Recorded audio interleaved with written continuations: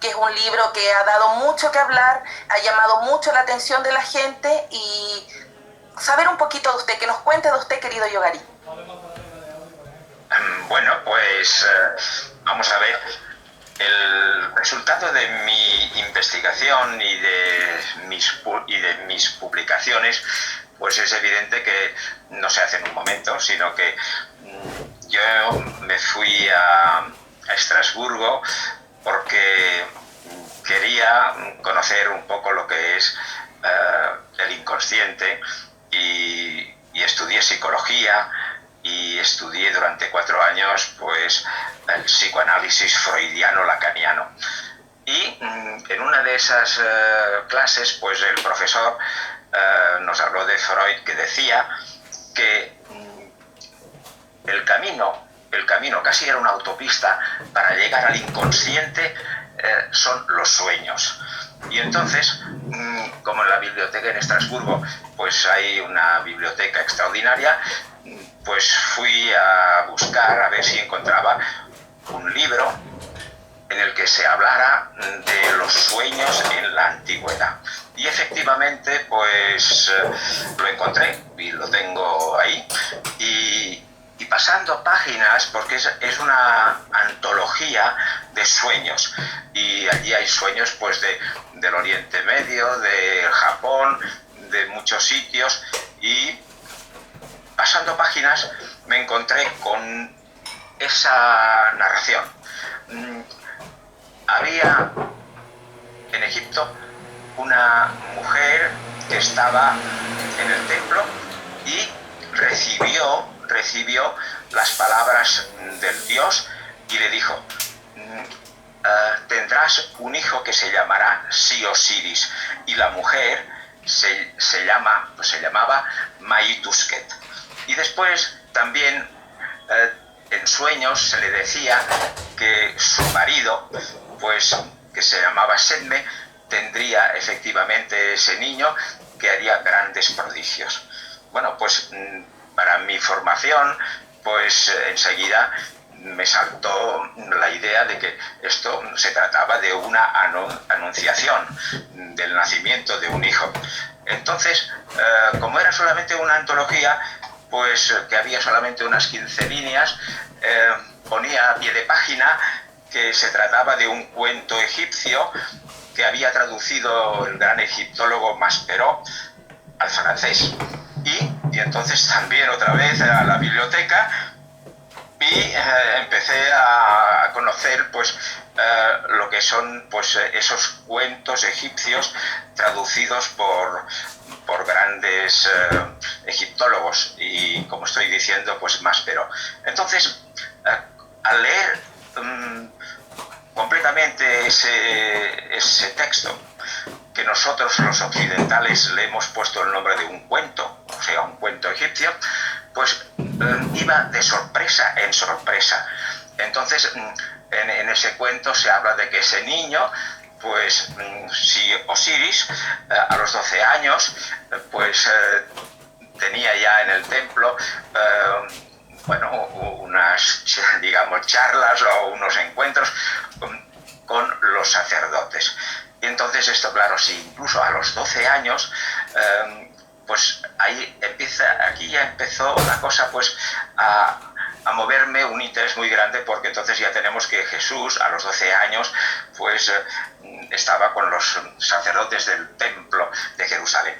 Y entonces, pues a partir de ese momento yo empecé a estudiar egiptología en Estrasburgo, y dado que ese cuento pues estaba escrito es egipcio, pero la forma de escritura es lo que se llama demótica, escritura demótica. Y en Estrasburgo el profesor solamente me había iniciado en la primera escritura, que son los jeroglíficos, y claro, a mí me interesó pues poder tener contacto con esa fuente egipcia de una forma directa. Y entonces tuve que hacer algo pues sencillo y complicado. Coger el tren por la noche a las 12 de la noche o algo así y llegar a París por la mañana, a las 8. Y ir a clase de Madame Françoise de Senival, mi profesora de demótico de la universidad. Y entonces, claro, yo me di cuenta de que el estudio de esa escritura demótica era muy difícil y en realidad solamente hay en esos momentos pues unas 120, 150 personas de todo el mundo que saben o conocen esa escritura. Y entonces yo fui de sorpresa en sorpresa porque claro, al conocer en detalle esos textos, pues lo primero que aprendí es que esta mujer, que se llamaba Maytusket, el Maytusket en egipcio significa la llena de gracia. Pues vamos muy bien, porque el texto griego del Nuevo Testamento es Kecharitomene, que significa la llena de gracia, lo que se aplica a María. María, la Virgen María o María, es la llena de gracia. Y el esposo de esa llena de gracia, pues que se llama Setme, STM significa el que escucha la palabra de Dios. Y el que escucha la palabra de Dios no tiene otro remedio que ponerla en práctica, y entonces esto es llamado el justo. Y precisamente San José dice el Evangelio llamado el justo. Y después, para acabarlo de, ya digamos, de redondear, el hijo, sí, Osiris, sí significa hijo. Hijo de Osiris, hijo del Dios, hijo de Dios. O sea que aquí ya tenemos la familia, la llena de gracia, el que escucha y el justo y el hijo de Dios. Bueno, y entonces, a partir de aquí, pues estudiando en profundidad ese escrito, pues entonces, de sorpresa en sorpresa, y me di cuenta de que la cosa pues iba muy, muy en serio y que los que escribieron el Evangelio utilizaron ese texto. Pero no solamente este, sino luego fui aprendiendo y descubriendo muchísimos otros textos y me dediqué durante muchos años, hasta la fecha, pues a ir descubriendo y trabajando con esas fuentes egipcias que digamos directamente, o sea, comparar los textos egipcios con el griego del Nuevo Testamento. Y bueno, pues esto a mí me ha llenado de, digamos, para mí personalmente de felicidad, porque es como el que intenta encontrar oro en una montaña, y hay mucha gente que está durante 1 año, 5 años, y solamente puede coger una pepita de oro. Pobre gente allí trabajando día y noche, y en cambio yo no. Yo he recogido pues las manos llenas de ese descubrir que el Nuevo Testamento está copiado muchas veces palabra por palabra. Entonces algunos, digamos, dicen, bueno, es que no es todo palabra por palabra, solamente faltaría eso. Entonces ya no sería una composición literaria, sería una fotocopia. Y eso los autores, cuando se inspiran de un texto, lo vemos en muchas otras cosas. Pues uno va al cine y va a ver una película y dicen, sí, esta película está basada en un libro de Shakespeare. Bueno, muy bien. Y entonces todo el mundo dice, sí, yo he leído el libro de Shakespeare, y en cambio en la película, evidentemente que la película no es una fotocopia del libro de Shakespeare, sino que se ha inspirado. Y esto de la inspiración, pues depende de muchos grados. Bueno, uno puede ser una pequeña inspiración o bien muy mucho. Y yo digo que el Nuevo Testamento es una inspiración muy, muy fuerte, ya que yo he trabajado lo que se llama, pues, bueno, yo le he dado el nombre del ADN, o sea, los vocablos. Me he permitido el lujo, pues, del trabajo, por ejemplo, de la primera epístola a los tesalonicenses, que muchos quieren que sea el primer escrito cristiano, incluso algunos se atreven a decir anterior a los evangelios y quieren que sea el año 40 y tantos en que Pablo pues habría escrito esa epístola a los tesalonicenses. Antes de hablar sobre Pablo, pues ya les digo que he estado durante 3 meses estudiando la primera epístola a los tesalonicenses y buscar el ADN. Tiene unos 350 vocablos y hay una serie de vocablos que se llaman hapax. ¿Qué es una hapax? Hapax significa palabras muy raras, casi únicas. Hapax significa único. Y entonces, dentro de un vocabulario, si uno encuentra toda una serie de palabras que son únicas y que no encuentras en ninguna otra en ningún otro escrito de la antigüedad, ni en Filón de Alejandría, ni en Flavio Josefo, etc. Entonces, he encontrado muchas de esas palabras que están sacadas del libro del náufrago, que es un libro extraordinario, que vale la pena hablar de él. ¿Por qué? Porque nos daría pie a conocer cómo se ha fabricado otro personaje capital, que es Pablo. En fin, déjeme respirar un poco. Profe, entonces esa es como una ventaja que usted tiene al tener una especialidad en literatura comparada, al saber tanto el Nuevo Testamento, el griego y los cuentos egipcios, saber demótico. Bueno, yo creo que más que una ventaja, es, digamos, algo definitivo. Porque claro, estamos hablando siempre de quién ha escrito, quién pudo escribir el Nuevo Testamento, quién pudo hacerlo. Bueno, me parece que ya ustedes sabrán muchas cosas sobre el Nuevo Testamento, pero recordemos, por ejemplo, que los nombres de Mateo, Marcos, Lucas y Juan son etiquetas que les hemos puesto. En realidad, no sabemos quiénes escribieron el Nuevo Testamento. Pero bueno, es igual, pero por eso les hemos puesto estos nombres. Y bueno, muy bien. Y entonces, claro, ¿quiénes escribieron eso?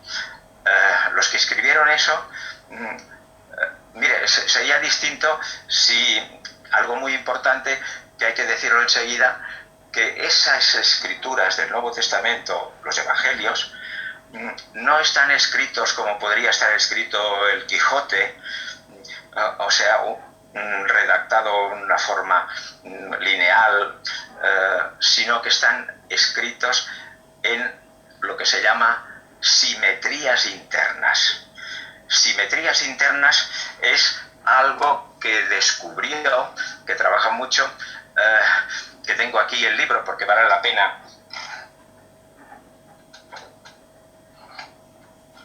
No sé si lo ven. Miren, es muy importante este libro. Sí. Charles Talbert. En ese libro, es americano, este señor, aunque parezca mentira, casi nadie lo ha leído. Y entonces, claro, si uno habla del Nuevo Testamento sin haber leído a Charles Talbert, que nos dice que hay unas simetrías de todo el Nuevo Testamento, lo cual significa que ese trabajo que nosotros leemos está hecho según lo que podríamos decir, bueno, y él lo explica muy bien, el Charles Talbert, que corresponde a lo que se ve en un espejo, y sobre todo, en ese caso, pues él lo ha identificado con el Nilo. O sea, cuando uno está en Egipto o cuando uno está alrededor de una superficie, pues entonces lo que está arriba se ve abajo. Esto es una experiencia que nosotros hacemos constantemente, ¿verdad? Pues entonces él explica, Charles Talbert, que los egipcios, los textos egipcios y luego en el Nuevo Testamento están escritos en esa simetría de A', B', B', C y un elemento que es central, que es asimétrico, y el central sería el río. Bueno, es el elemento central, pero que es muy importante. Bueno, pues entonces sigamos la pista. Si el Nuevo Testamento está escrito de esta forma, esto no se hace en un momento. tiene que ser a base de especialistas, grandes especialistas de la lengua y de esa forma de arquitectura. Y por esto, el Nuevo Testamento no se puede escribir en un momento y tampoco puede ser, y vemos que está escrito por 4 personas distintas y todos los especialistas dicen que efectivamente hay un estilo, hay una forma, hay unos vocabularios, etc. Y yo puedo añadir que precisamente los textos egipcios han sido leídos por los 4 que han hecho el Nuevo Testamento, conocen esas fuentes egipcias, digamos, pronunciemos ya esa palabra, una fuente egipcia. Los evangelios del Nuevo Testamento se basa en 4 o 5 grandes textos y luego pues otra multitud de unos 20, 25 que son en menor cuantía. Pero hay una serie de textos que los que hicieron el Nuevo Testamento los tenían a mano.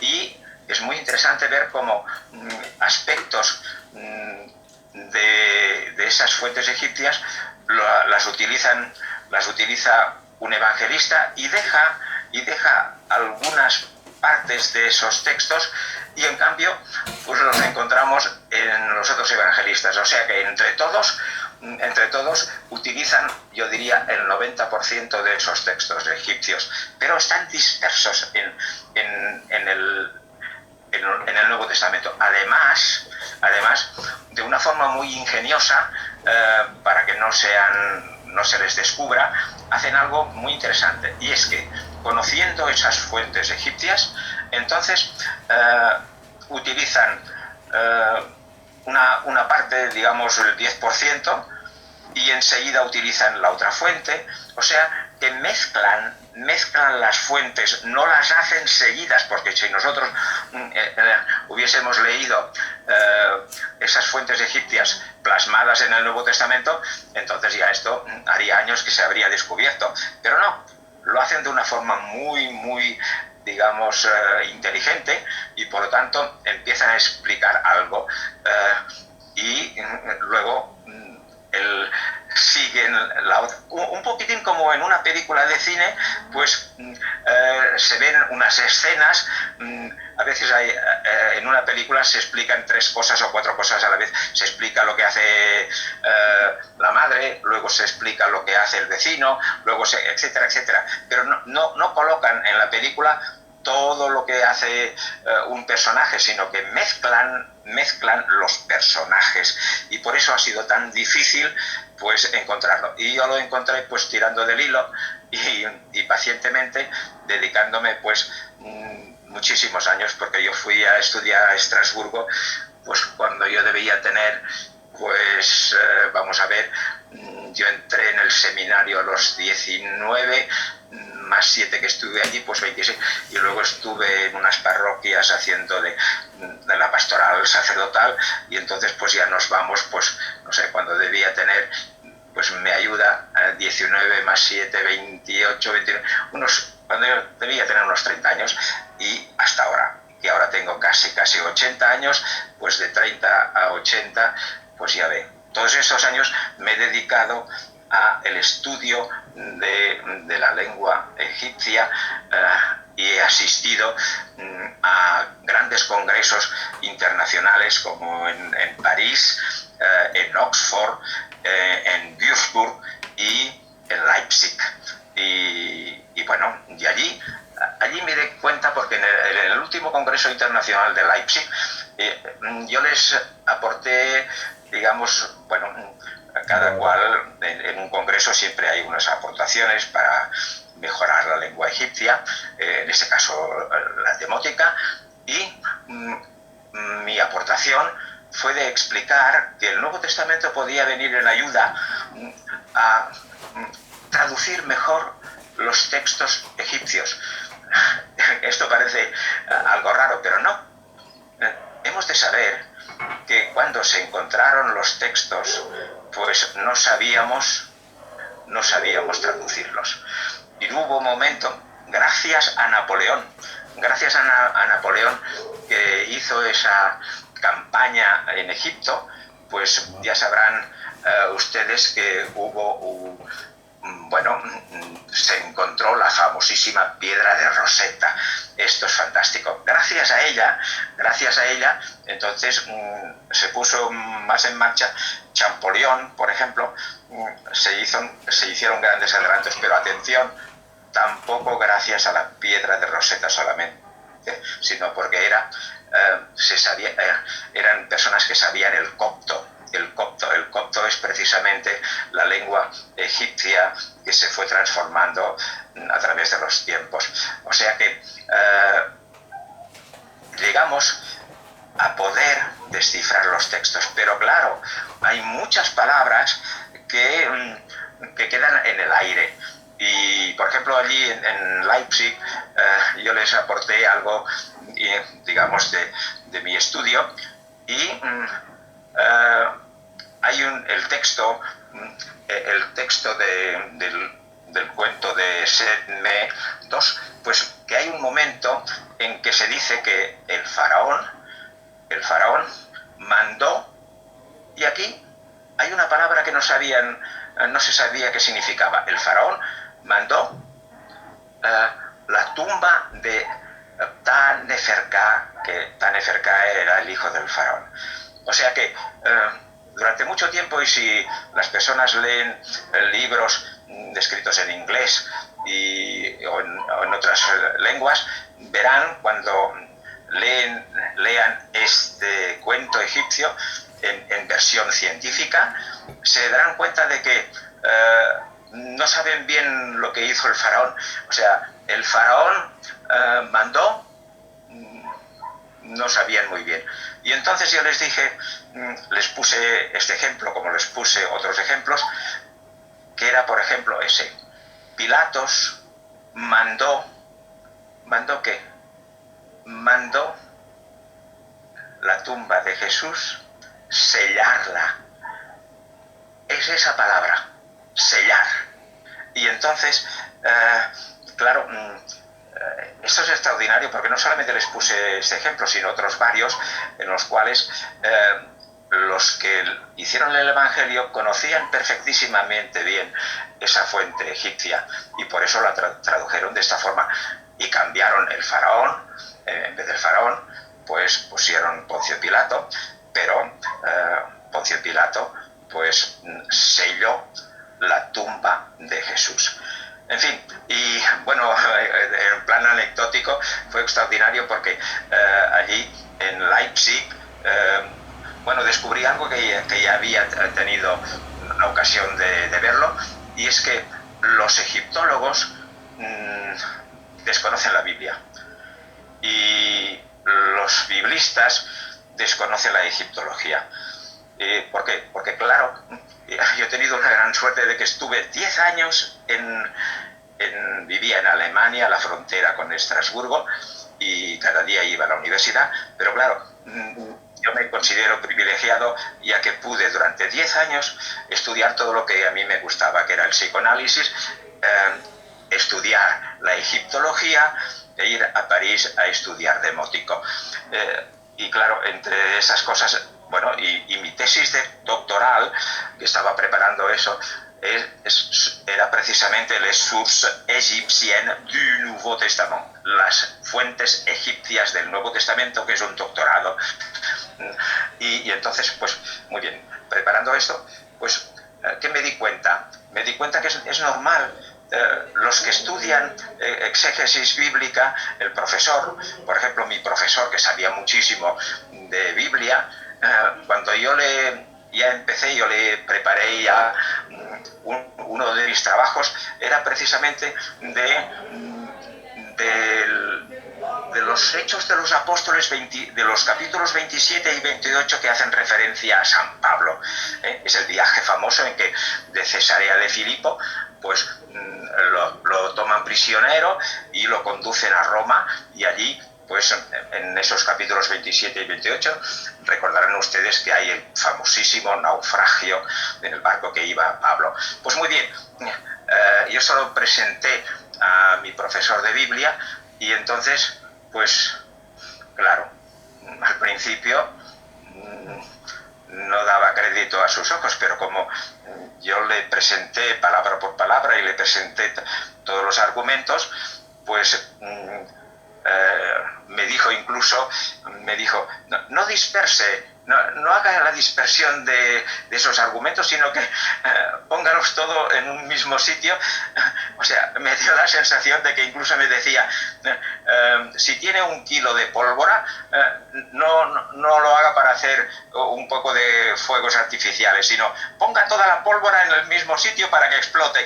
O sea que fue fantástico. Y efectivamente, pues es eso, los capítulos, no hay duda, el capítulo 27 y 28 de los Hechos de los Apóstoles está copiado de una manera extraordinaria de ese gran cuento egipcio de El náufrago. Bueno, pues ya ve que entonces, ¿qué es lo que me di cuenta? Que ese profesor decía, ¿de dónde ha sacado usted esa fuente egipcia? Y yo se lo expliqué, porque no tenía ni idea. Entonces, al revés también, en Leipzig, pues entonces yo a los egiptólogos, a los demotistas, pues entonces yo les di toda una serie de ejemplos de cómo se había traducido directamente al griego. ¿Y qué ocurrió? ¿Qué ocurrió? Que a todos los que estaban allí, mis compañeros, pues cada vez que... Además yo fui el último y a todos les habían aplaudido y a mí nadie me aplaudió. O sea que hubo un silencio increíble y entonces yo estaba un poco desesperado y preguntaron y dijeron, eine Frage bitte, una pregunta por favor, a este señor le preguntan algo y nadie preguntó nada. Y entonces yo, pues bueno, pues ya me iba despedido, pero por suerte una de las personas asistentes era una persona, una mujer, una chica que era española, pero que estaba en Bélgica estudiando demótico. Ya habíamos hablado el día antes y entonces yo le dije, bueno, querida Isabel, ya ves qué éxito he tenido. Nadie dice, ¿pero qué dices? Si es algo extraordinario, tu trabajo es extraordinario, pero nos has dejado mudos, ¿sabes por qué? Para no hacer el ridículo, porque lo que has expuesto tú, nosotros no tenemos ni idea, pero eso es extraordinario, sigue con ello, no te desanimes. Y yo le dije, no, si no estoy desanimado, pero no, es que es normal. ¿Tú qué querías, además? Que te hiciéramos una pregunta para que uno se riera del otro compañero. ¿Por qué? ¿Qué te íbamos a preguntar? O sea, entonces allí, en Leipzig, pues se quedó clarísimamente de manifiesto que el mundo de lo que es mi trabajo de literatura comparada, pues yo creo que casi nadie lo hace. Sí, para ser justos les voy a enseñar otro.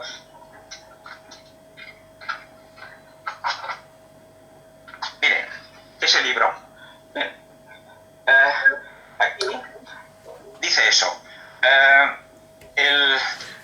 Es aquel trozo del Evangelio que habla del pobre Lázaro y del rico, que el rico pues se va al infierno y el pobre Lázaro al cielo. Y este señor alemán, pues como seguramente era protestante, pues al leer esa fuente egipcia, pues hay un trozo que da pie precisamente a que uno diga, pero por favor, si esto está en el Evangelio, o sea que ese texto puede entenderse perfectísimamente bien que ese profesor que sabía demótico, pues hizo este libro hablando solamente de ese pequeño pasaje.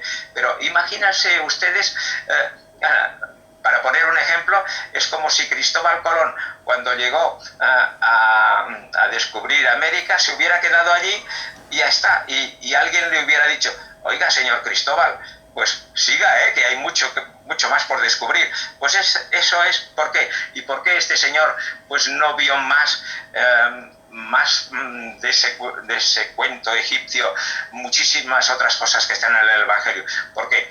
Porque este profesor, como es un gran egiptólogo, pues se dedicó a preparar las clases, etcétera, etcétera, y no tuvo tiempo de ir a más profundidad. Bueno, diga algo. Es que está entretenido. Yo quería preguntar respecto al demótico, profe. El demótico, por lo que yo he entendido, tiene un desarrollo de más o menos de 800 años, 400 antes de la era común y 400 después de la era común. ¿Por qué hoy en día es tan escaso o los especialistas en demóticos son tan escasos? Son tan escasos porque es algo muy difícil. Muy difícil. Yo soy muy honesto, bueno, muy honesto, quiero serlo.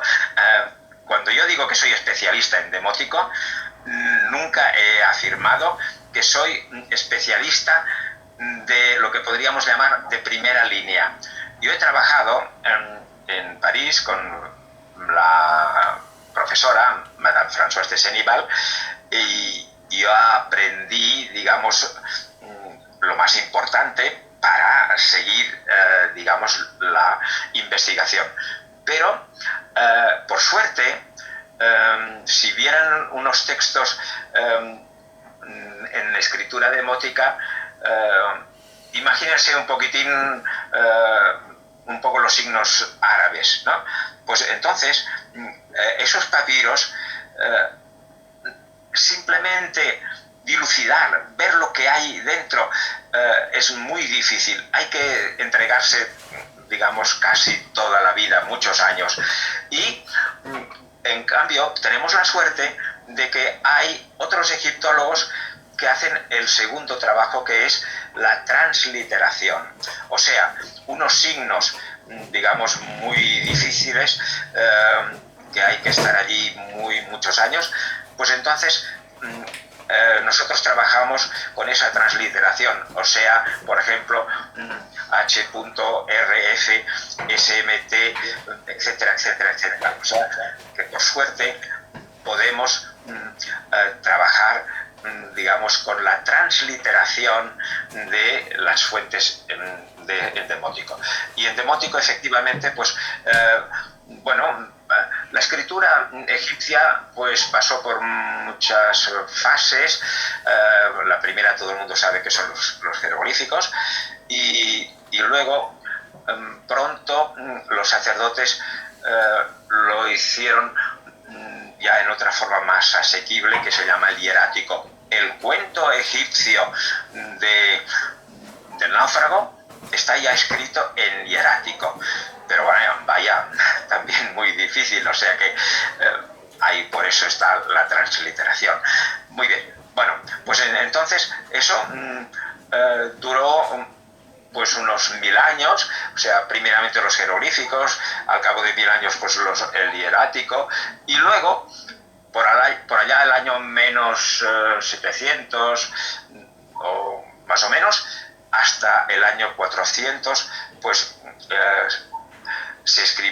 se cambió otra vez la escritura, haciéndola más fácil, digamos, más fácil o más asequible. Por esto se llama demótica, porque demo significa pueblo, o sea, algo más asequible, como digo.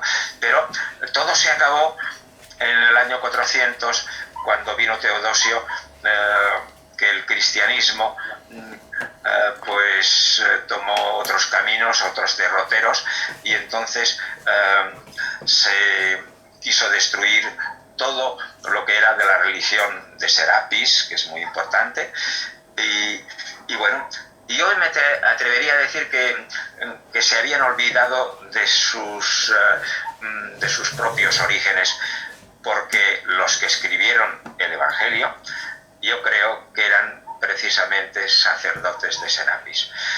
Pero claro, esto era en el siglo I, y lo que ocurrió más tarde fue en el año 400, por lo tanto ya se habían olvidado de sus orígenes. En fin, Profesor, al haberse ellos, como usted dice, olvidado de sus orígenes, ¿es por eso que el Nuevo Testamento se escribe en griego? Bueno, se escribe en griego porque en aquel momento los que escriben... ¿Quiénes eran los sacerdotes que escribieron el Nuevo Testamento? Estamos en el periodo helenístico. O sea, yo creo que una de las figuras muy importantes, que yo podría decir que es el abuelo del Nuevo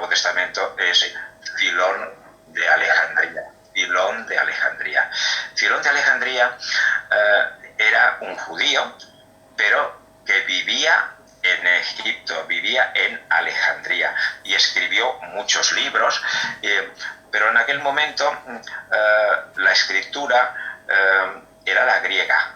Y entonces, por eso, porque los que hicieron el Nuevo Testamento, pues eran helenistas, y son los que manejaban el griego. Es por eso. Profesor, aquí tengo una pregunta del chat, porque estamos en chat en vivo en YouTube, y bueno, hay bastante gente conectada. Antes de hacerle la pregunta, entregarle el saludo. Aquí tiene a José Israel Fernández Medrano, que dice que le envía saludos, que ha interactuado con usted un par de veces a través de las redes y está bien contento con su trabajo y con tenerlo aquí hoy en día en la entrevista.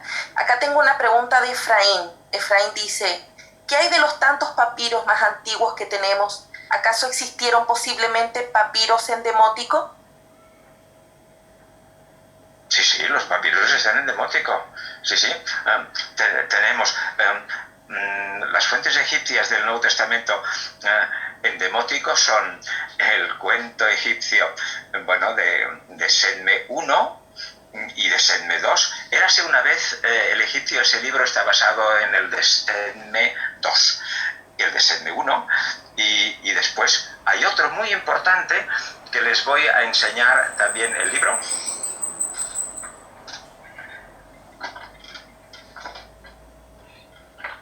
Miren, lo ven bien, ¿eh? Es una traducción, sí, es el ciclo del rey Petubastis. Y este es algo muy, muy, muy importante. Y ahora les voy a enseñar precisamente una página del papiro. Fíjense, esto es en Demótico. En Demótico. ¿Lo ve bien usted? Sí, súper bien. Eso es Demótico. Y como puede ver, hay algunas lagunas del texto y la escritura, pues, bueno, para descubrir esto ya le he dicho que hay que estudiar mucho y trabajar ese texto. Pero ese texto que está escrito en Demótico, precisamente es un texto muy importante para digamos, empezar a hablar de la no existencia de Jesús. ¿Por qué?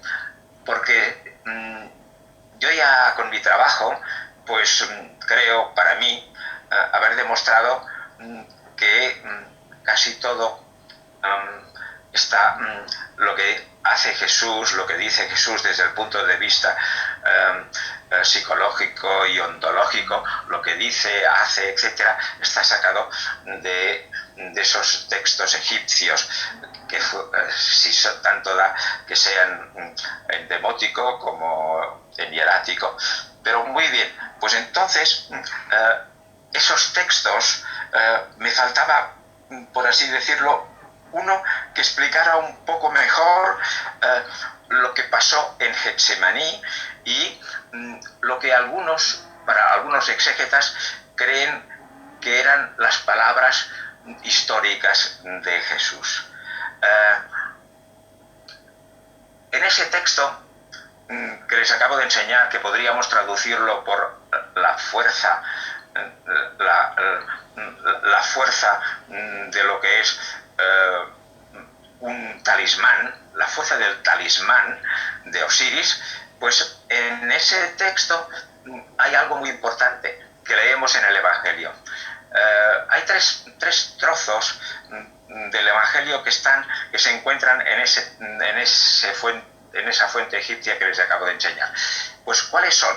Pues mire, uno de ellos es el de Lucas 22:36, que estamos en el cenáculo y estamos a punto de ir a Getsemaní.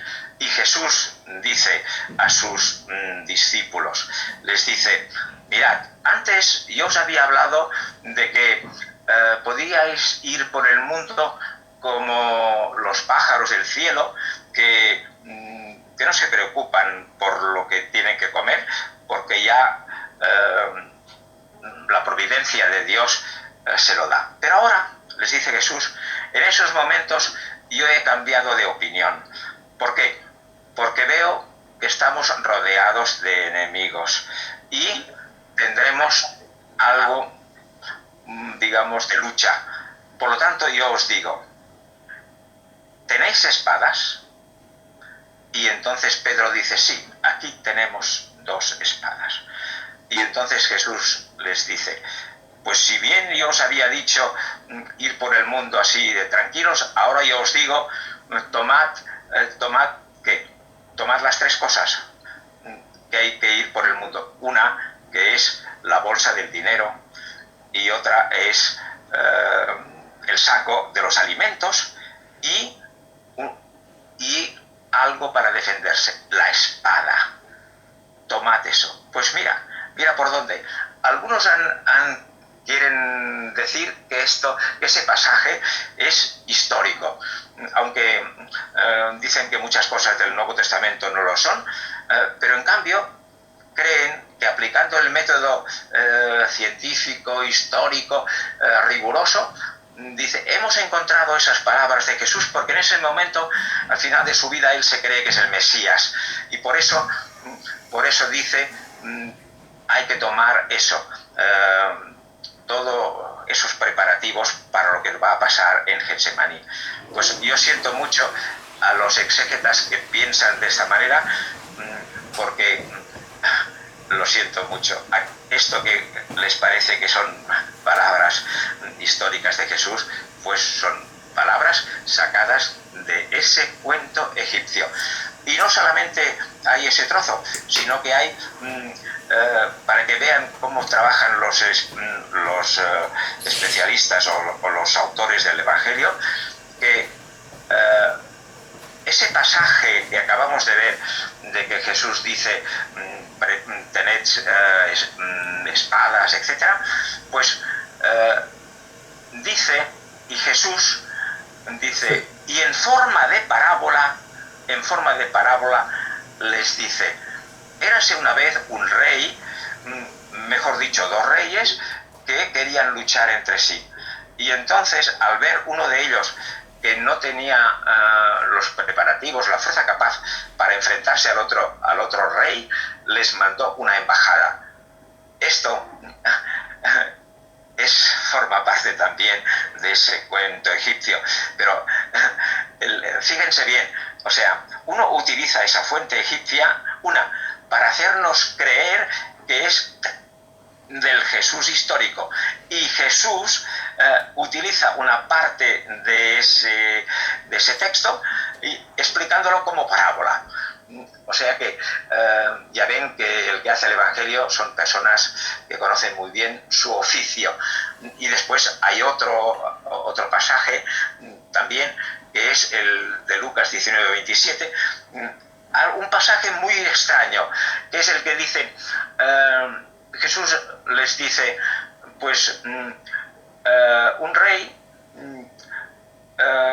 les dijo, los que no están de acuerdo con mi forma de ser o mi potestad como rey, traedlos delante de mí y les voy a cortar la cabeza delante de mí, en mi presencia. Y entonces, claro, algunas personas me han dicho, bueno, pero es que esto Jesús no lo dice. A ver, ¿cómo no lo dice? Jesús dice, bueno, pero esto lo dice en forma de parábola. Bueno, primeramente yo les digo que ese trozo también está en ese texto egipcio. Pero claro, yo también les diría, vamos a ver, Jesús, imagínense, yo les preguntaría, como psicoanalista que soy, yo le diría, Señor Jesús, ¿usted qué es lo que está leyendo? ¿Cómo es que nos está explicando que había un rey y mandó cortar la cabeza a los que no estaban de acuerdo con él? ¿Usted qué lee? ¿Por qué no podría habernos explicado otras cosas mejor? O sea que las lecturas de Jesús eran un poco esperpénticas, porque vaya con lo que está diciendo, y por eso muchas personas, incluso leyendo, lo pueden leer ahora en el YouTube o lo que sea, o en el Google, y verán que dice, ¿cómo es posible que Jesús dijera esas palabras tan terribles? Bueno, ¿por qué? Porque estamos precisamente en ese gran texto egipcio que es la fuerza del talismán de Osiris, que representa esa lucha. Y en fin, le podría dar muchos más detalles de que el encuentro luego en Getsemaní pues sigue, y esa historia de Pedro que corta la oreja a Malcus, pero precisamente significa rey. Es muy interesante, la palabra esa de ese señor a quien le corta la cabeza significa rey. Y después allí también se dice algo muy importante, y es que cuando Pedro corta la oreja de ese Malco, pues entonces Jesús interviene inmediatamente y le dice quien a espada mata, a espada muere. Y eso es tal cual está en ese texto egipcio, que esa misma frase la encontraremos en el Apocalipsis. O sea, que Jesús aquí refleja el punto de vista del faraón egipcio de ese cuento.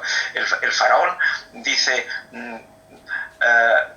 cuando están armados los ejércitos y tienen eso, porque el faraón pues acepta que se preparen los dos reyes contendientes, enemigos, porque uno ha robado ese talismán de Osiris al otro rey, y entonces pues hay una lucha y se preparan para la lucha. Pero entonces el rey dice, el faraón dice, yo no quiero lucha de sangre armada. O sea que sí, podemos hacer ver un poco como eso de los que hemos visto en las películas o en la Edad Media, que habían los caballeros que luchaban, ¿no? Unas juntas, ¿no? Se llamaba. Pues entonces es lo que aparece en ese libro y en Getsemaní, que al fin y al cabo, exactamente como aparece en el texto egipcio, hay dos contendientes, uno que es el hijo de uno de esos reyes y el otro rey, que luchan cuerpo a cuerpo. Y es lo que vemos en Getsemaní, que allí también se está luchando simplemente Pedro y 2 o 3 más, etcétera, y hay esa lucha. Y en el texto egipcio el faraón dice basta. Y es lo que leemos en el Evangelio, que cuando Pedro presenta las espadas, Jesús dice basta. Y los exégetas no saben muy bien exactamente si ese basta significa con 2 ya basta, o bien no queremos que la cosa vaya a mayores, porque no. En fin, en cambio, leyendo el Evangelio, el texto egipcio, queda claro, el faraón de Egipto no quiere en absoluto que haya sangre. Y entonces podría ser algo, digamos, como queda en Getsemaní, que allí hay una lucha, se corta una oreja, pero enseguida las cosas se vuelven a poner. En fin, cuando uno lee esto se da cuenta de que estamos leyendo algo especial. Pues sí, estamos leyendo un cuento. Es un cuento egipcio. Profesor, y este cuento, referente a este cuento, David Allen pregunta, ¿dónde podemos encontrar este texto, La fuerza del talismán? Pues mire, yo lo estoy traduciendo, ahora está en alemán, y yo lo estoy traduciendo al español, y espero pues poderlo hacer. Bueno, el que sepa alemán ya les he enseñado, ya ven el título, y bueno, pero evidentemente que ese texto pues hay que conocer bien, y en fin, a mí me gusta que la gente esté interesada, pero tenemos en español poca cosa, claro. Y por lo tanto yo ya estoy desde las 6 de la mañana, siempre que puedo me levanto a las 6 de la mañana e intento trabajar, pero una lástima es que estoy solo. Sí, nadie está por la labor, y algunas personas, como dicen que no les cabe en la cabeza lo que yo estoy haciendo, pues me dejan solo, por no decir abandonado. Pero en fin, no se preocupen, que yo intento pues ofrecer mismo estoy preparando pues ese texto y estoy preparando, que ya lo tengo a punto, el cuento de Senme I. Perdón, el cuento de Senme I es algo extraordinario. ¿Por qué? Porque en él leemos lo que podríamos llamar lo que es la Eucaristía. En ese cuento egipcio se habla de lo que es el libro de Tot. O sea, el libro de Tot es el libro que el dios Tot guardó en el Nilo, escondido, porque refleja toda la magia de lo que es del todopoder, lo que es el Pantocrátor, o sea, todo poder. Los que conocen el arte románico habrán visto a Jesús, los famosos pantocratos, pero no todos reflejan, hay muchos en el mundo, en las iglesias, pero no todos ponen lo que vemos, por ejemplo, en Cataluña, en Taüll, que se ve el pantocrátor famoso, en el cual Jesús tiene en su mano un libro. Y en ese libro se lee Ego sum lux mundi. Yo soy la luz del mundo. Pues lo interesante es que en el cuento egipcio, ese libro de Tot, de ese pantocrátor, en el cual está la magia absoluta, pues ese libro desprende luz.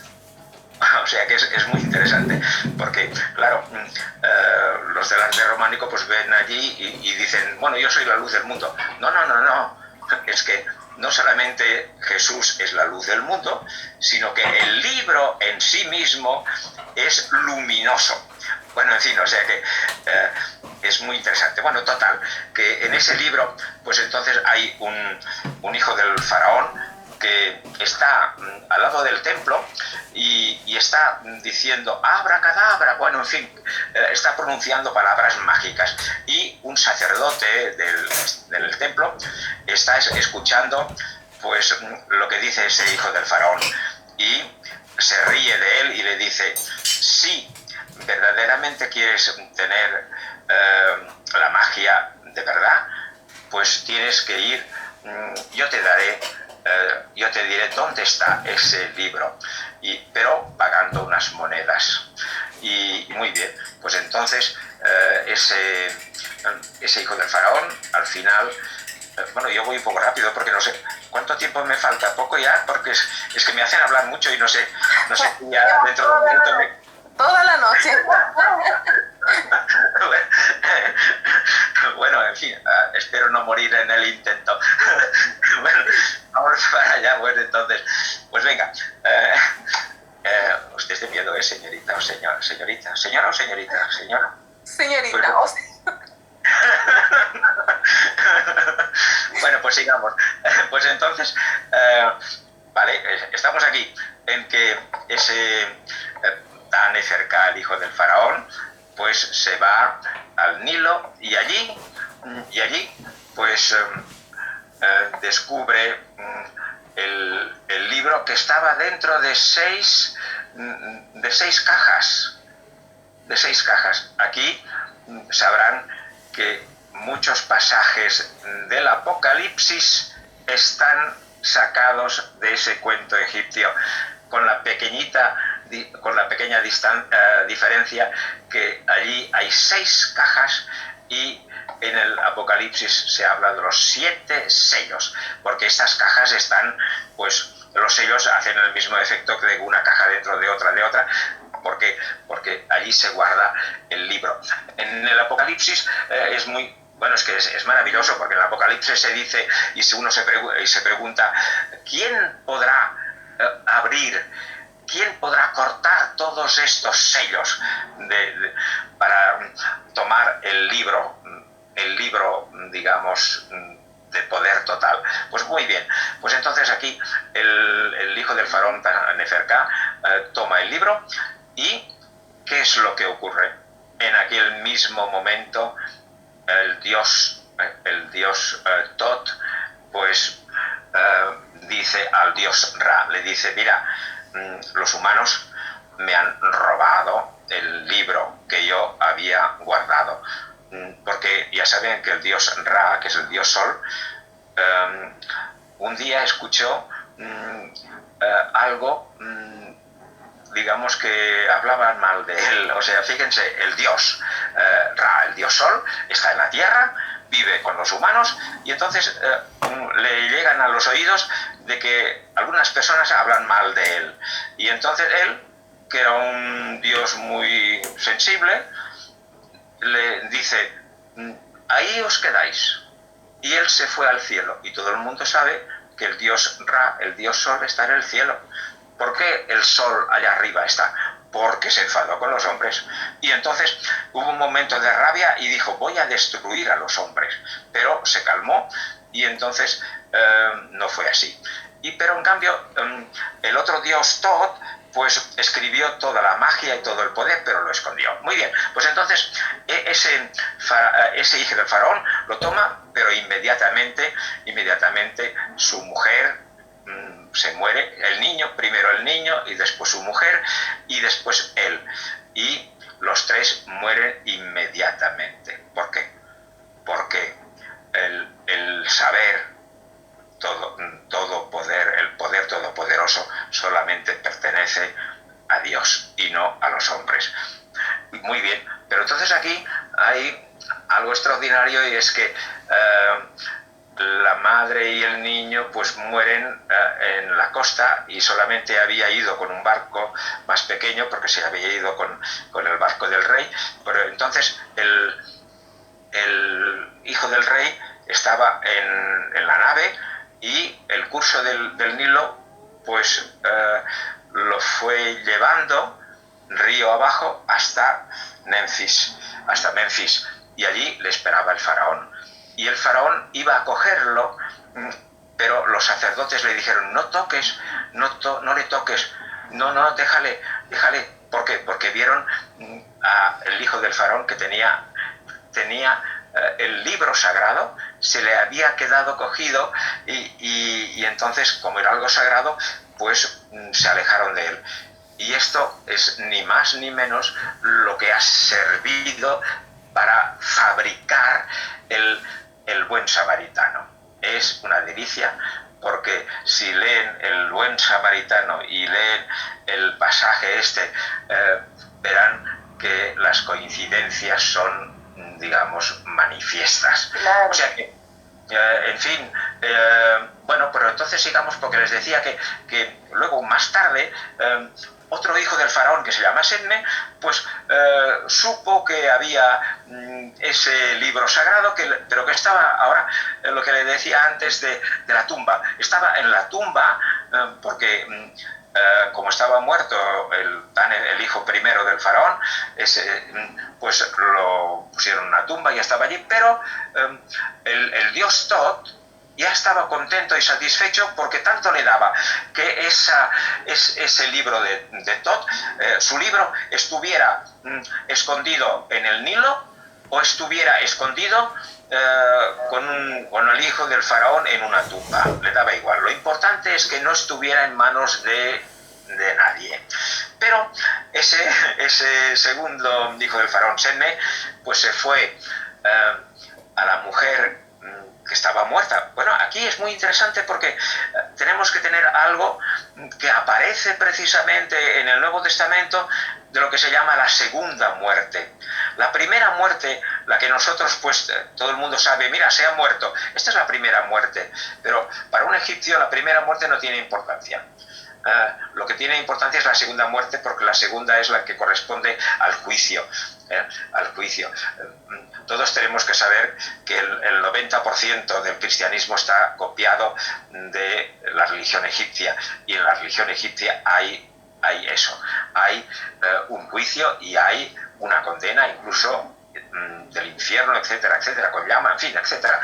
Muy bien, pues entonces Setme insiste con la mujer, podría podríamos decir, para entendernos, habla con un avatar, o sea, que con la mujer que está muerta y le dice, yo quiero ese cuento. Y ella dice, no te metas con eso, porque esto es muy peligroso, ya ves que estamos todos muertos. Y él dijo, es igual. Y fue a la tumba y con engaños se apropió del libro. Y en aquel momento, pues cuando ya lo tenía en la mano, pues entonces enseguida algo muy curioso, o sea que la divinidad le hace caer en una trampa, porque tiene el libro de Thoth en las manos y empieza a leerlo, pero ve a una mujer que se llama Tubabú, de extrema belleza, y casi podría decir que el libro deja el libro y lo único que quiere y desea es tener relación sexual con esa mujer Tubabú. Y entonces, ¿qué ocurre?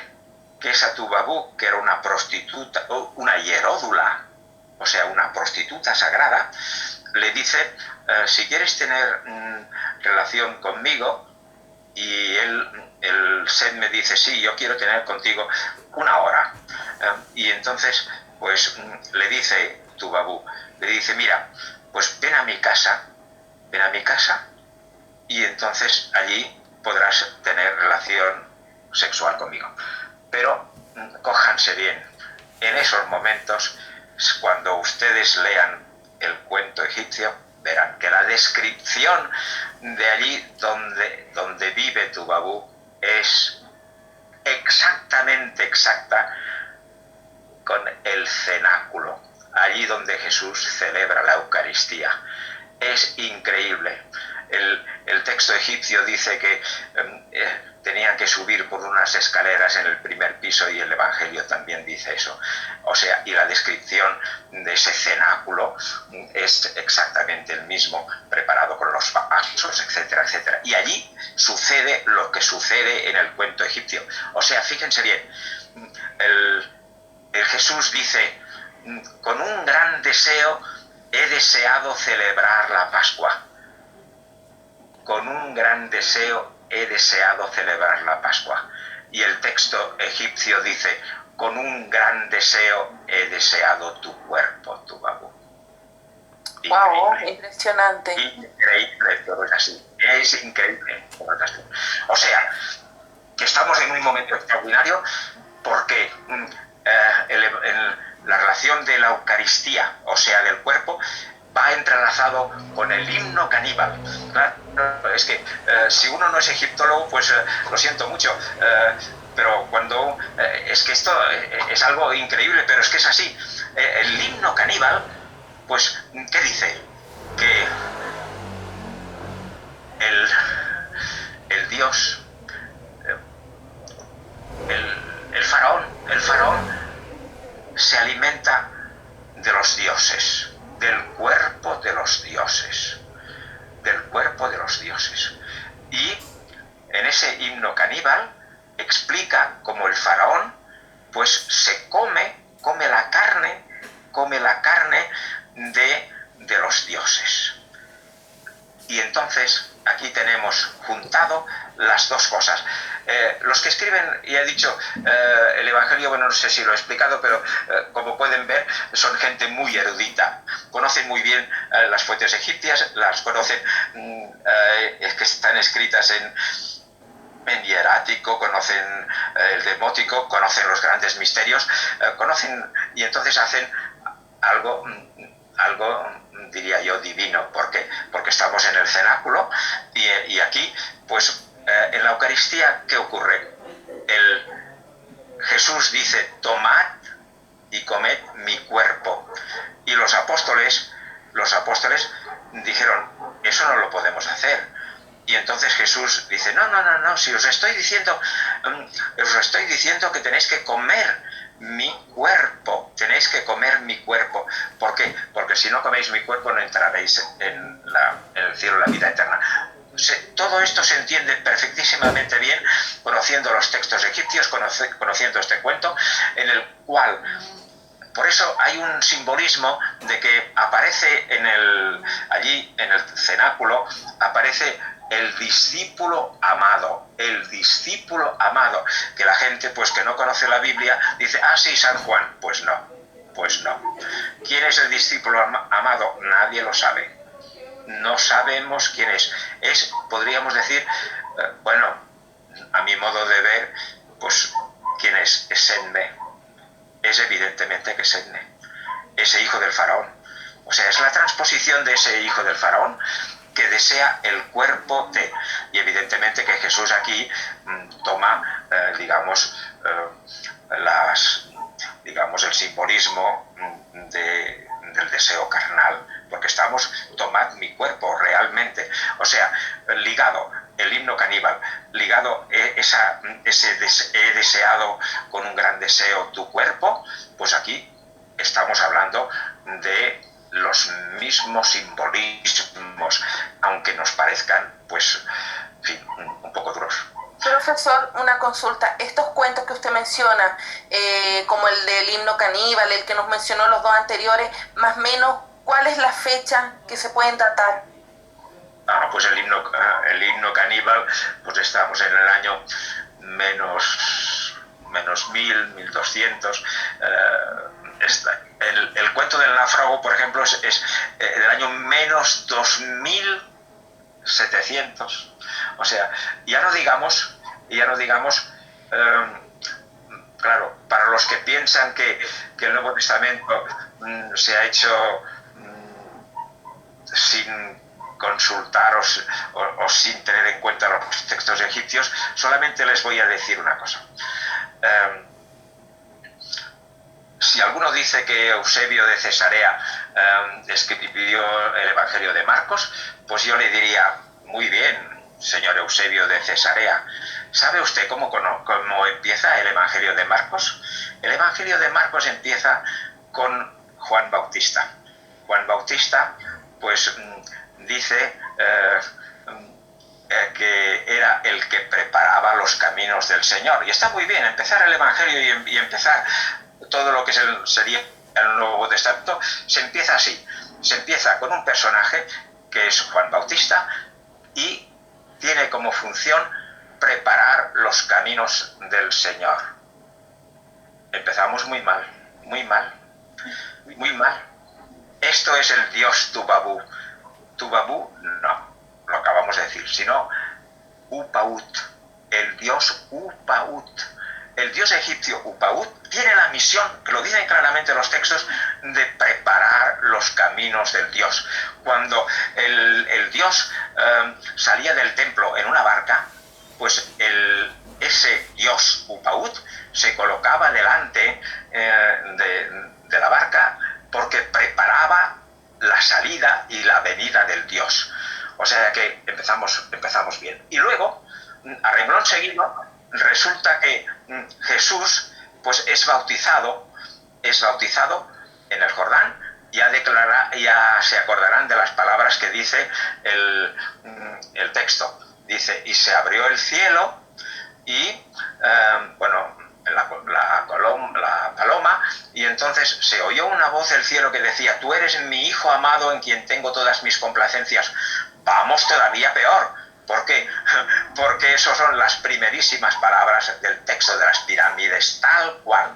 O sea, en las primerísimas páginas de lo que algunos dicen que fue las primerísimas palabras del Nuevo Testamento en el Evangelio de Marcos, tenemos ni más ni menos que de entrada a Dios dos pasajes importantísimos, que es la presencia de Upaut, el Dios que abre los caminos del Señor, y luego las palabras de los textos de las pirámides, que es la diosa Nut, que dice, tú eres mi hijo amado en quien te... Bueno, en fin, yo a partir de aquí ya les diría, vayan con cuidado con lo que ustedes dicen, vayan con cuidado, porque empezamos bien.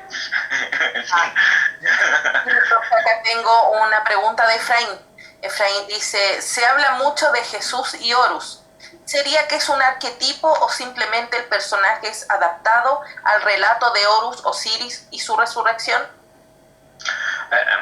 Evidentemente que Vladimir Prop nos hizo un estudio muy importante que se llaman los arquetipos, y nos ha explicado muy bien que en cualquier relato de estas narraciones especiales, mágicas, y de esos dioses y de esos personajes, digamos, míticos, encontramos como mínimo unas 30 cosas que son igualitas. Por lo tanto, decir, es que Jesús, que Mitra nació en una cueva y Jesús también. Un momento, cuidado aquí también, cuidado que no hay que extralimitarse con los arquetipos, porque Jesús no nació en ninguna cueva. Pero en fin, hay la tendencia a decir Osiris tal cosa, Mitra tal cosa. O sea que sí, están corriendo una serie de listas que se pueden encontrar fácilmente a través del Google, y verán que hay 10 o 15 o 20 dioses con las características más o menos igualitas, pero cuidado, Vladimir Prop lo explicó muy bien. En esos personajes que hay, pues esto es muy sencillo. Como la condición humana es la misma, pues está la vida, está la muerte, están las dificultades, está alguien que te ayuda, está una hada que te ayuda, están los enemigos, están las dificultades, Vladimir Prop enumera toda una serie de cosas que las encontramos por todos sitios. Pero lo importante de esos textos egipcios que yo digo es que, bueno, en ese caso, cuando se habla de Osiris y Isis, etcétera, pues aquí pasamos ya. ¿Cómo se pasa de un arquetipo a algo más importante? Mire, usted y yo tenemos, desde el punto de vista genético, el 90, creo que dicen el 90 y pico, igualito, ¿no? Los genes de usted y los míos me parece que son el 96 o no sé cuántos, dicen los científicos, igualitos. Pero lo que falta es la relación de filiación, la relación de padre a hijo. O sea, en el Evangelio, esos textos egipcios que yo estoy diciendo han pasado lo que es un arquetipo. ¿Por qué? Porque hay toda una serie de datos, hay toda una serie de genes que son específicos para poder decir que hay una relación directa de filiación. Y esto es importante. O sea, cuidado con lo que son arquetipos, no nos dejemos engañar, y tenemos que analizar lo que es algo muy importante, que es dentro de esos textos egipcios, y que solamente los encontramos en ellos y en el Nuevo Testamento. No sé si me he explicado. Sí, muy bien, profesor. Bueno, el otro día usted y yo tuvimos una conversación que nos dio hasta la medianoche. En esa conversación usted me comentaba del momento en el Nuevo Testamento cuando María, la mujer pecadora que dice la Biblia, unge a Jesús, enjuaga con sus cabellos los pies de él. Usted me explicaba que también eso es parte de un relato, de un cuento egipcio. Bueno, pues que precisamente hay una serie de, digamos, vamos a ver, hay en Egipto una serie de preparativos para lo que es algo muy importante, que es para la resurrección. Pero para poder resucitar, que es muy importante ir al otro mundo, hay que morir. Y morir se necesita, pues, lo que todos conocemos, pues que están todas las cosas que se necesitan al muerto, que se le hace, pues, unos aloe, o sea, una serie de ungüentos, de aromas, una preparación, las momias, ¿verdad? Toda la preparación. Y entonces hay unos rituales que son de preparación para ese paso tan trascendental que es la muerte y resurrección.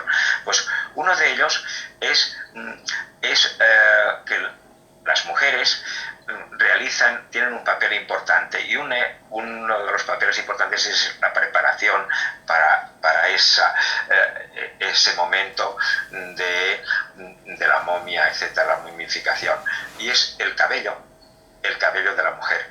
O sea, el cabello de la mujer, leemos en los rituales egipcios, pues que es cuando leemos eso de que Jesús, pues una mujer con las lágrimas le ungió también los pies, etcétera, y el cuerpo le echó un perfume en el cuerpo, etcétera, etcétera.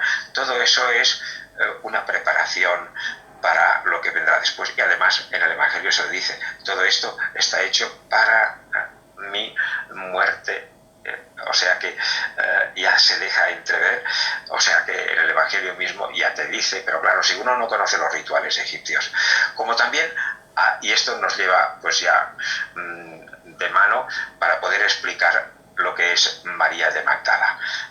Aprovecho la ocasión para decir que María de Magdala está en Egipto.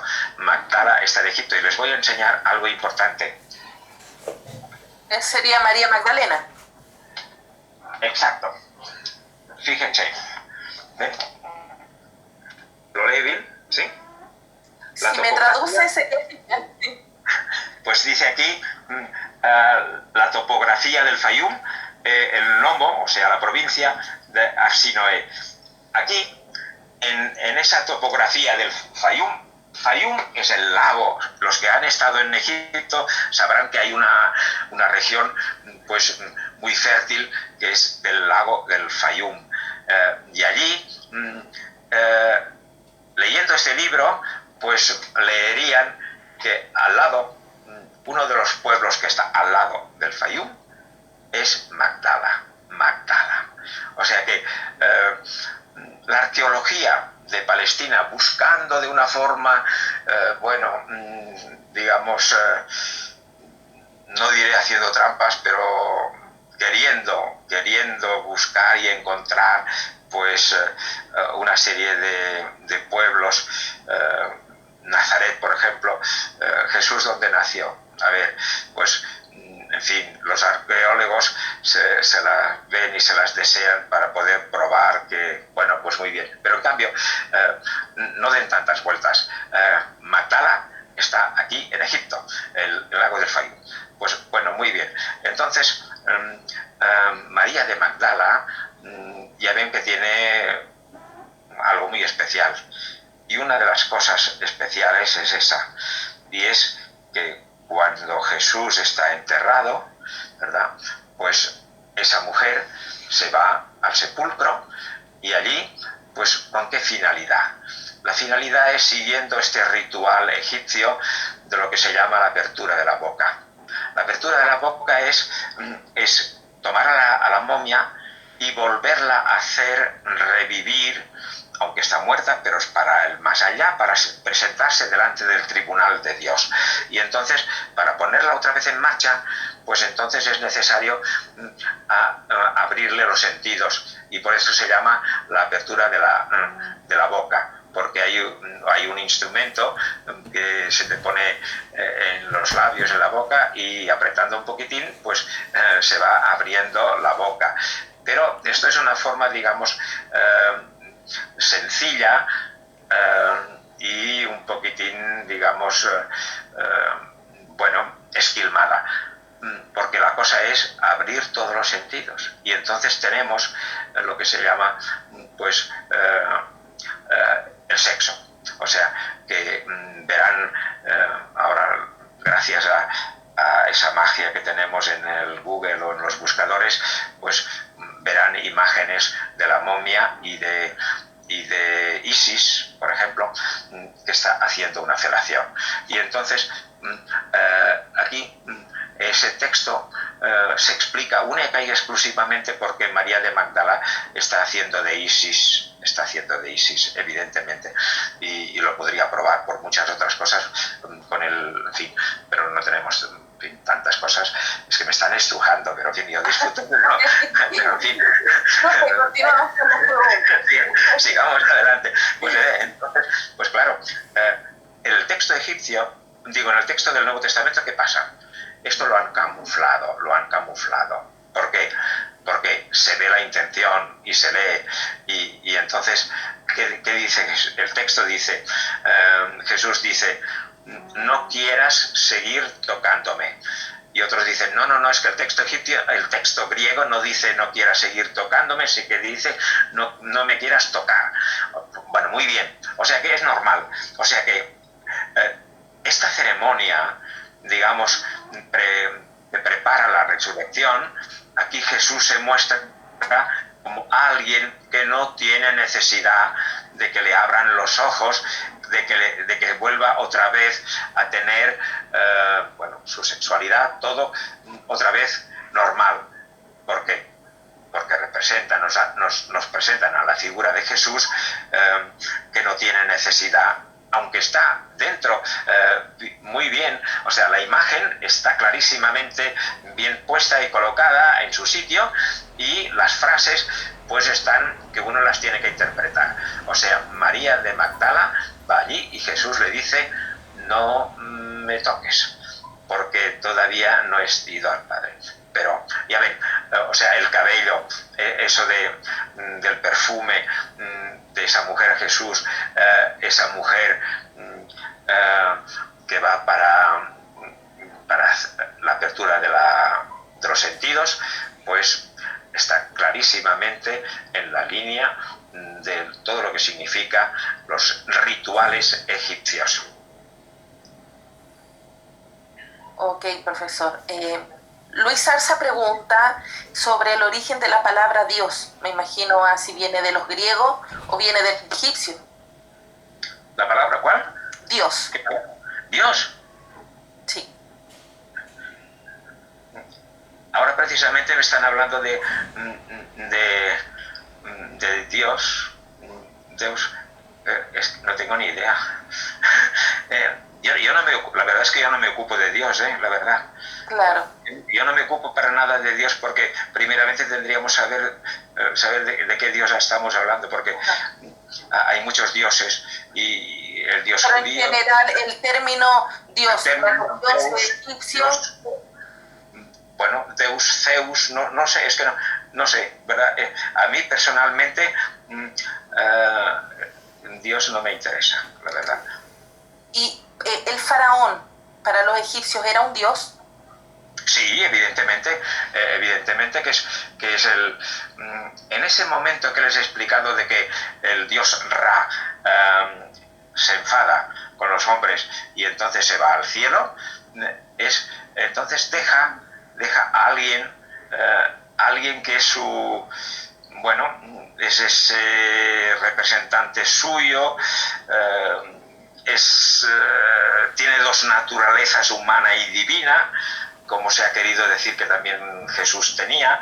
O sea, los teólogos lo tienen muy difícil, porque explicar, por ejemplo, que el faraón tiene los atributos de Dios, está muy bien, pero también tiene las limitaciones como hombre. Lo mismo que a Jesús. Jesús también es el Hijo de Dios, pero en cambio le preguntan, ¿cuándo será el final y tal? Y entonces Jesús dice, eso yo no lo sé, eso pertenece a mi Padre. Bueno, o sea que fíjense lo difícil que es unas construcciones teológicas como por ejemplo explicar la Trinidad y explicar muchísimas cosas. Pues el faraón, sí. El faraón es hijo de Dios y es el Dios en la tierra, porque el otro Dios se ha ido, y bueno, entonces explíquelo como pueda, pero es un Dios pues bueno, mortal, porque muere y resucita, pero tiene muchos poderes, en fin.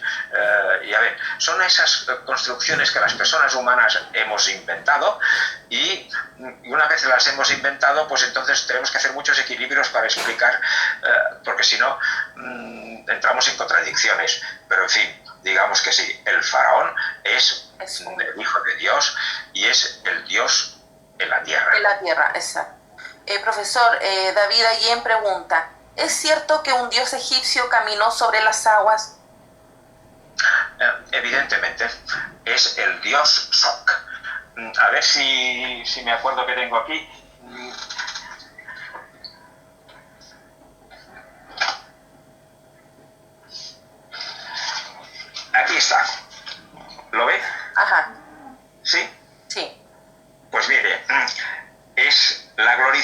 aparición del dios Sok en el lago Fayum. Es algo extraordinario. O sea que ese pasaje del Evangelio al final de San Juan, ¿no? Que se habla de eso, de que Jesús, que los apóstoles, una vez muerto Jesús, entonces se fueron muy tristes, se fueron al lago a pescar, se fueron a pescar. Y allí vieron a Jesús que andaba sobre las aguas y les ofreció pan blanco y pescado. Y entonces con unas ascuas de fuego pues les dio el pez ese. Eso es al pie de la letra lo que leemos en ese libro que les acabo de enseñar, que es el dios Sok. El dios Sok, el dios cocodrilo, el dios Sok, es el dios de ese lago del Fayum. Y es este mismo dios, pues que evidentemente se pasea por encima de las aguas y que da pan blanco y pescado a los fieles del dios Sok. Y esto me abre las puertas para explicar el origen del cristianismo, cómo puede ser, cómo se puso en marcha, porque si esos textos, pues yo creo que fueron por eruditos, que tenían que ser, ¿quién tenía que ser? Pues tenía que ser gente que sabía leer y escribir y muchísimo, y solamente podían ser los sacerdotes. Y en ese momento, pues tenían que ser, pues como hay muchas cosas del Nuevo Testamento que son de Filón de Alejandría, pues yo creo que una vez muerto Filón de Alejandría, que se murió el año 50 más o menos, pues entonces sus discípulos se fueron al monasterio de Sácara en Memphis, y allí pues son ellos los que crearon a este personaje Jesús y a todos los demás. Pues muy bien, en ese contexto de que estamos hablando de eso, pues ¿qué ocurre? ¿Qué ocurre? ¿Qué ocurre? Que alguien tiene que poner en marcha el cristianismo. Y lo que podría ser lo más fácil, porque tenemos una serie de elementos que así lo indican, es esa profesora que he dicho, Françoise de Senival, en la Sorbona, en París, pues no solamente me enseñó el demótico, sino que también tuve ocasión de poder conocer sus estudios sobre lo que podríamos llamar las asociaciones religiosas egipcias, que casi nadie habla o no habla nadie. Asociaciones religiosas egipcias. Y este es un libro que yo tengo, se lo podría enseñar, lo tengo en mi biblioteca aquí mismo, a 30 metros, pero ya le estoy enseñando tantas cosas que, bueno, en fin, o sea que quedémonos en eso.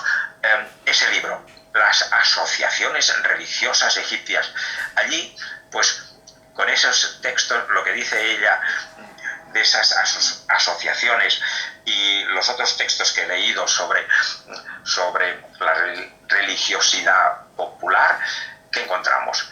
En los textos, ¿sabe lo que dice? Que hay estas asociaciones que tienen jerarquías. Hay episcopos, hay obispos. No solamente hay obispos, sino que se cuidan de enterrar a los muertos y de la ayuda fraternal. Dicen en esas asociaciones que está prohibido llamar a los tribunales civiles, que todo lo que las ofensas, lo que pueda pasar allí, se llama la corrección fraterna. O sea, tenemos que comunicarlo al hermano y pedirle perdón si necesario, pero no denunciarlo a los tribunales. Después hay algo también interesante, y aquí nos da otra pista, que alguien guardaba en una bolsa el dinero de la comunidad. Judas era el que guardaba en una bolsa el dinero de la comunidad. Tenemos episcopos, tenemos muchas cosas de esas, de la ayuda fraterna, de no, en fin, comunión fraterna, etcétera, etcétera. O sea, aquí tendríamos ya, en esas asociaciones religiosas egipcias, tendríamos ya el germen a partir del cual podríamos entender que juntamente con esa nueva, digamos, espiritualidad de los sacerdotes judíos que seguían en la doctrina de Serapis, entonces podría ser muy bien que se empezara por aquí el cristianismo. Además, tenemos un texto muy importante que es la primera epístola de Pedro. La primera epístola de Pedro nos dice, contrariamente a lo que hemos visto de Pablo, que si quiere ahora hablamos sobre Pablo, pues nos dice, en la primera epístola de Pedro dice, os escribimos desde Babilonia. O sea, la comunidad, es la primera vez que yo creo que en un texto del Nuevo Testamento se habla, en la primera epístola de Pedro, al final de ella se dice eso, os escribimos los de la comunidad de Babilonia. Evidentemente, como la mayoría de los exégetas no les ha pasado por la cabeza de que el origen del cristianismo fuera egipcio, pues entonces nos cuentan algo increíble, pues que Babilonia sería Roma, o que Babilonia sería en fin, algo que no se sustenta por ninguna parte, pero yo creo que no hay duda. Hace ya 3 años que leí a uno que un teólogo que había dicho, bueno, es que Babilonia, existe una Babilonia en Egipto, sí, por ahí. O sea que en lo que es el Cairo, al lado del Cairo, allí había los persas, cuando invadieron Egipto, pues fundaron ciudades de la misma manera como encontramos Alejandrías en muchos sitios, y creo incluso que Barcelona también está en algunos sitios. O sea que es normal. Tenemos pues en Alejandría, en Egipto, Babilonia de Egipto, y allí tenemos, yo creo, el primer testimonio. Las otras comunidades que leemos, las cartas de San Pedro, las cartas de Pablo. Las cartas de Pablo, primeramente, tengo que decir que Pablo no existe porque es una construcción literaria basada en el cuento egipcio del náufrago. Ese pasaje que todo el mundo sabe, que dice, pero dice mal, porque dice que Pablo pues se cayó del caballo, ¿verdad? Y luego la gente habrá visto algunos cuadros que los grandes pintores han hecho, de que vemos a Pablo en el suelo y al caballo allí. Pues el texto el texto del Nuevo Testamento no habla de que Pablo se cayera del caballo, entre otras razones porque el texto egipcio pues no habla para nada del caballo, y en principio los que escriben en el Nuevo Testamento se rigen mucho con la fuente egipcia. Y aquí tenemos algo muy interesante, y es que Pablo, camino de Damasco, se encuentra con el Señor, y entonces Pablo se cae al suelo y escucha las palabras del Señor Jesús. Está calcado palabra por palabra de ese náufrago, porque ese náufrago, pues hay una tempestad y llega a una isla. Y esa isla no es una isla cualquiera, es la isla del Ka.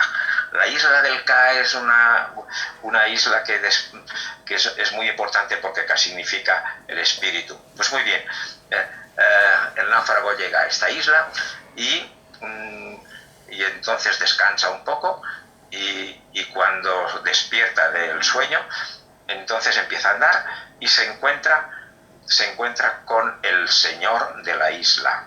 El Señor de la isla. Y entonces, cuando ve al Señor de la isla, se cae al suelo. Y la descripción es exactamente la misma como de Pablo. Y entonces, el Señor de la isla le dice, ¿quién te ha traído aquí? Y el dice, por favor, pero no sabes quién me ha traído aquí, me ha traído la tempestad. Y el señor de la isla, el Dios de la isla, te estás equivocando mucho.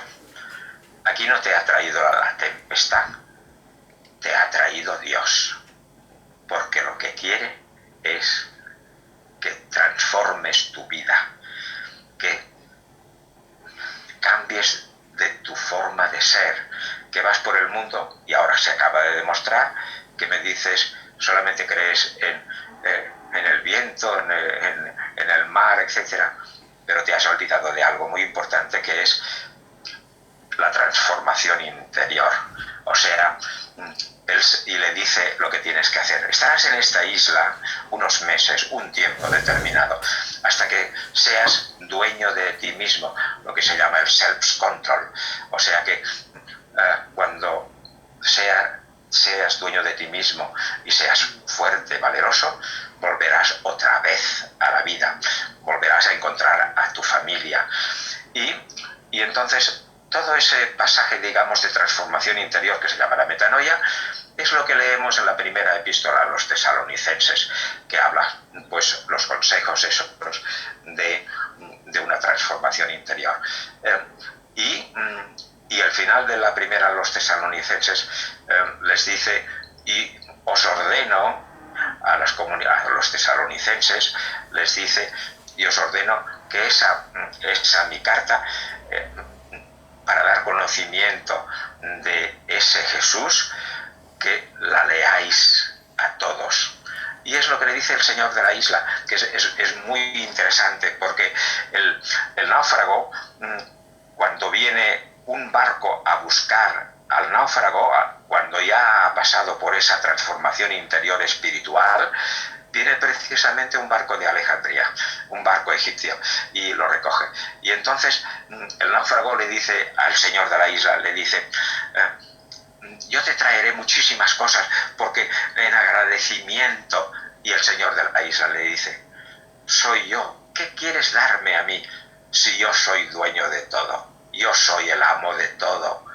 Lo único que quiero, y ahora escuchen bien, señores y señoras, les dice el Dios de la isla, solamente quiero que proclames mi nombre. Pero por favor, si esto está en el Evangelio, eso se llama precisamente lo que leemos en la primera epístola a los tesalonicenses, es proclamar el nombre del Señor. Es lo único que quiere el Dios de la isla, el Dios de la espiritualidad. ¿Qué queréis más?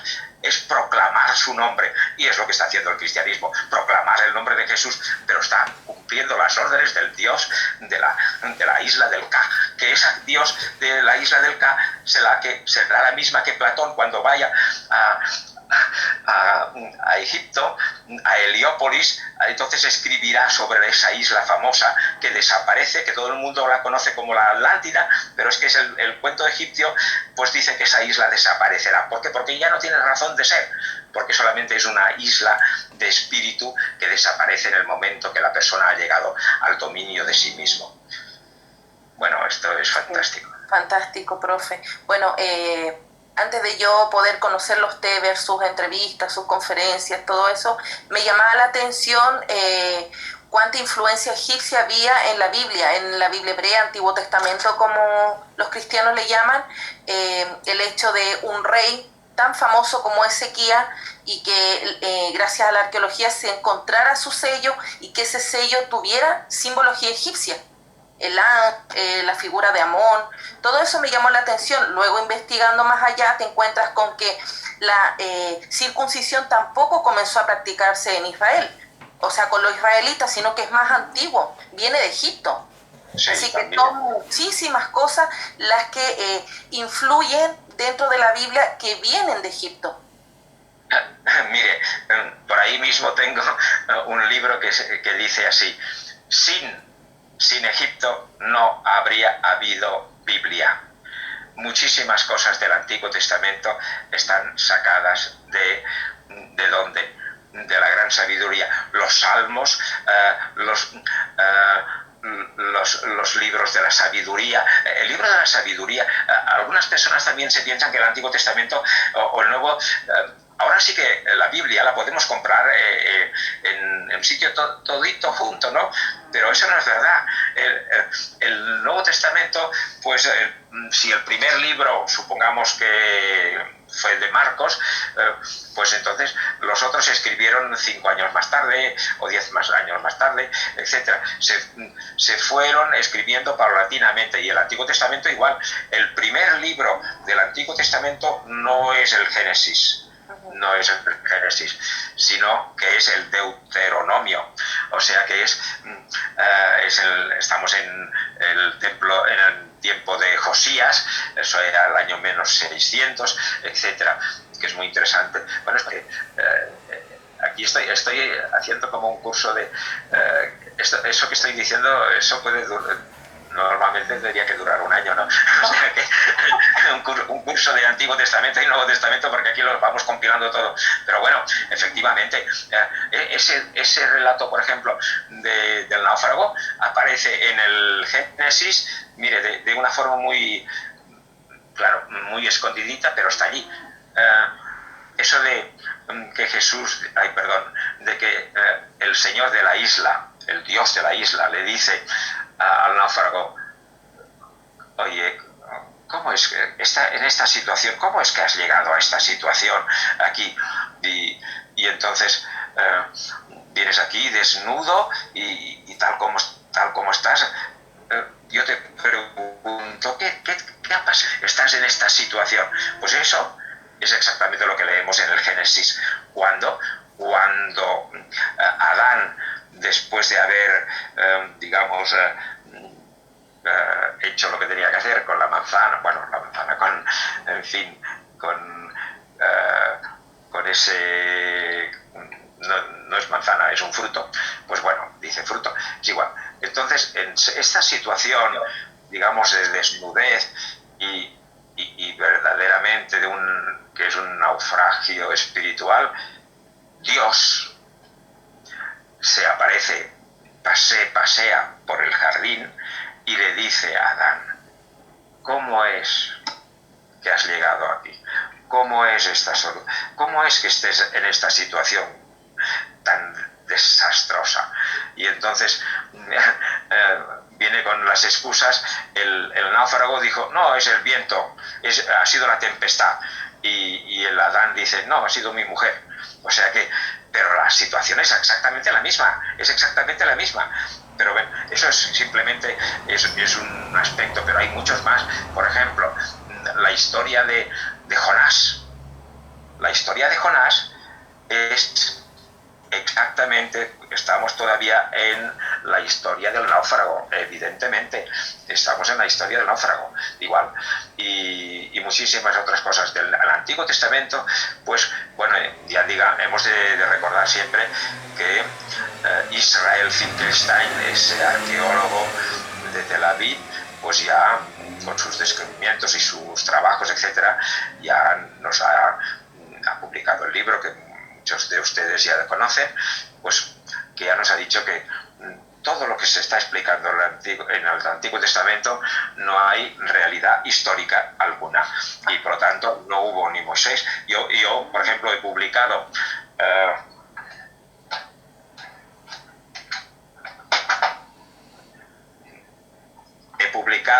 ese libro,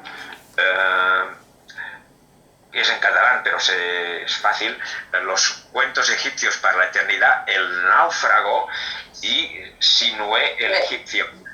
Sinué el egipcio ha servido ese cuento para fabricar el 90% de la historia de Moisés. O sea que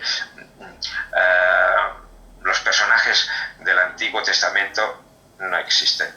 Y si ha existido un Salomón, pues Israel Finkelstein pues nos explica que alguno de los personajes podría haber existido, pero ni con tanta magnificencia ni tantas cosas, pero en fin, el 99% de las cosas que se explican en el Antiguo Testamento son creaciones literarias. Exacto. Claro. Bueno, con esta entrevista y otras más que hemos hecho, la idea no es atacar la fe de nadie, cada uno tiene derecho a creer lo que quiera, pero nosotros acá en Radio Tetelestai exponemos este tipo de estudios, de análisis tan buenos como el que tiene usted y lo que han tenido otros entrevistados que hemos tenido. Así que nos vamos con la última pregunta, profe, porque ya llevamos casi 2 horas y yo entiendo que allá en España es tardísimo. Pero bueno, esta pregunta me parece súper importante. Efraín pregunta, ¿por qué los textos de Nag Hammadi se encuentran en Egipto? ¿También lo escribieron monjes? ¿Usted sabe algo de eso? Los textos de Nag Hammadi están escritos en copto y se descubrieron pues hace poco, relativamente poco, pero son del siglo IV, la traducción en copto, pero son traducciones, estaban escritos en griego y son escritos fundamentalmente de ese pensamiento que se llama gnóstico. Y bueno, hay toda una serie de personas que están explicando a ver si el Evangelio de Juan o si habría habido un gnosticismo judío, etcétera, pero hay que decir que sí, que esos textos que se encontraron en Nag Hammadi, pues en Egipto, son textos que explican muy bien lo que significa la posición humana privilegiada de algunos que tienen el saber porque tienen el contacto directo con la divinidad. O sea, para un gnóstico, gnosis significa saber, sabiduría, y pretenden de que no la han recibido estudiando, sino que es algo que la divinidad pues te hace ese favor y tienes un saber que tú lo comunicas pero que no lo ha recibido de nadie. Y claro, esto es una pretensión. Entonces, eso, pues, ¿cuándo nació el gnosticismo? La gnosis esa, pues yo creo que es algo que todos tenemos en nosotros mismos. Nosotros siempre decimos, ¿y eso de dónde lo sacas? Y uno dice, no, es que yo lo he pensado, y entonces puedes decir, sí, es que Dios me lo ha dicho. O sea, desde el punto de vista psicológico, la gnosis la tenemos en nosotros mismos, pero claro, ese gran movimiento de esos grandes textos sobre pensamiento de la persona, la divinidad y de muchísimas cosas, pues esto está en esa, se ha encontrado en Nag Hammadi, pero ya digo que eran escritos en griego al principio, que luego se tradujeron, y luego esa gnosis, pues digamos, filosófica, pues pasó evidentemente al cristianismo y hay tintes de gnosis en los evangelios, sobre todo Juan, y más tarde. No sé si he contestado. Sí, claro que sí, profe. Ahora nos despedimos de toda la gente que nos ha seguido, de esa gente que nos va a ver durante estos días, va a seguir viendo esta entrevista. Compártanla, denle like para que mucha más gente pueda conocer este maravilloso trabajo del profesor Yogari Puyol. Profe, le agradezco el poder acompañarnos el día de hoy. Gracias por haber aceptado esta invitación de poder entrevistarlo. Y bueno, nos despedimos de la gente, pero usted y yo seguimos conversando un ratito más, ¿ya? Vale, pues muy bien. Muchas gracias, encantado.